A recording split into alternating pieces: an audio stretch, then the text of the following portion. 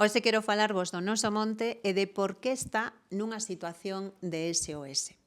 Para que vos fagades unha idea, no Plan Forestal Galego prevíanse 245.000 hectáreas de eucalipto até o ano 2032.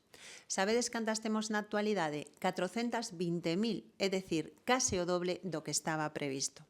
Pero a pesar diso, o Partido Popular está empeñado en seguir eucaliptizando Galiza porque non traballa pensando no interese xeral, sino no interese particular de empresas como Ence ou agora con Altri.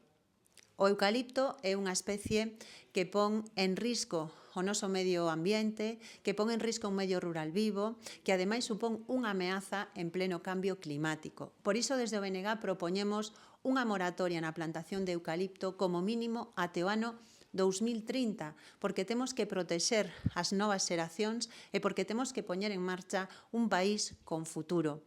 A nosa aposta é a defensa da biodiversidade dun monte vivo multifuncional que xere riqueza e que, desde logo, sexa un elemento central no que preservemos tamén o noso futuro, porque non hai Galiza B.